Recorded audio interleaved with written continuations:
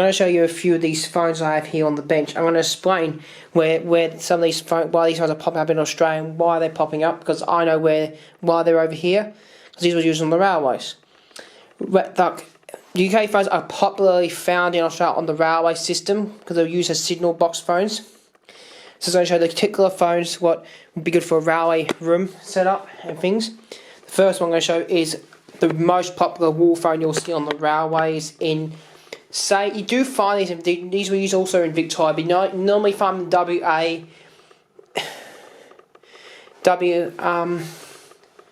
SW and all that around Australia. This one's known as a GEC 711. I'm not going to say the model number because it's a bit difficult to explain.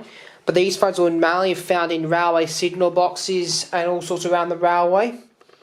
You'll also find the N1065, the upside down version of 706 or 1900. Like that, what hangs on the wall. And you also can find N1900s or GEC clones, similar to this one but essential battery, and 64D bells. I have seen two things similar to this thing. I've seen one of these in real life a couple of times when I got invited into the Glen Huntly signal box via permission by the signaller. There was one of these on the ceiling of the signal box. When I asked when they did the special steam event at Leader, I asked the signaller there, well, my mum did for me, if I could get some pictures of this old telephone equipment there. They had these things on the wall, two of them. I've only got a picture of one, and some Australian wall phones, like this one, but in black with no dials. They were used in the 70s to replace the 711s. So I'm going to show you a few examples of these ones I've seen. I've got pictures of them. These are my pictures only. You sometimes find these British phones on our railway system. I had permission from a Metro driver about 2 to 3 years ago now to get a picture like this. These are made by Ericsson or the GPO telephone company in the UK. There's the outside, and you get this handset inside the box. There's one on eBay. I'm going to be purchasing maybe to get one of these. There's some on eBay you can get. Another example you can find of these phones, signal phones, like that with magnetos. There's one on eBay from the Victorian Railway Antiques. I'm going to be purchasing a few next fortnight or so. Now these are the ones that Lee Dahl was mentioning. You get these phones on the railways as well. Signal central battery phones, PMG 891 wall phones. The black ones were never issued into the public range when they were built. Only black ones we said was only used on the railways. There's another picture of one. Now, these are preserved well with the station. When the station signal control, this big signal control was deactivated about a month ago now when the station was closed due to level crossing removals.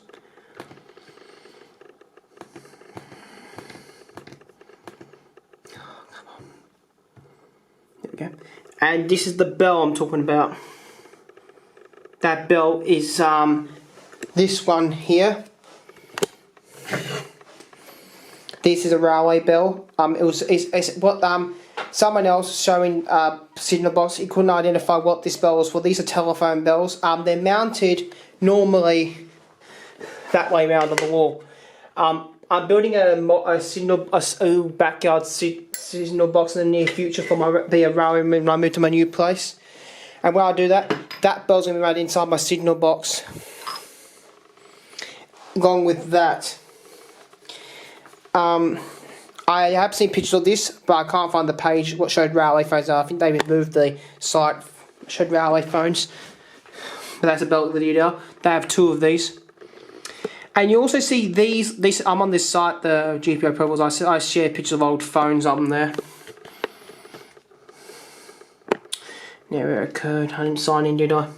This is made by was made by my friend Andy in the UK. We share our things about GPO telephones. I shared this because this is UK telephone thing. It has a GPO handset like that, and there's a switchboard.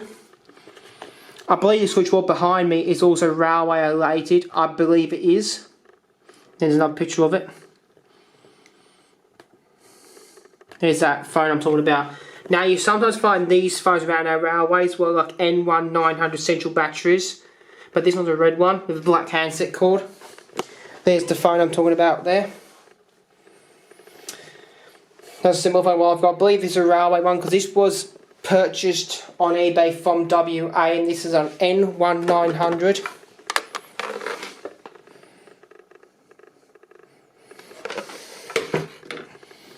The line calls on the original, but it's a proper one as well. I bought that off eBay.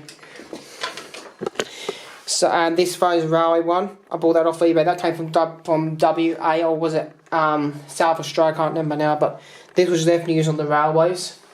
Because I looked on the picture where the location was, where this was coming from, and the person was even near the railway. So I believe this came from the signal box near his place. I won't say the location exactly where it was. I've got a signal phone down there.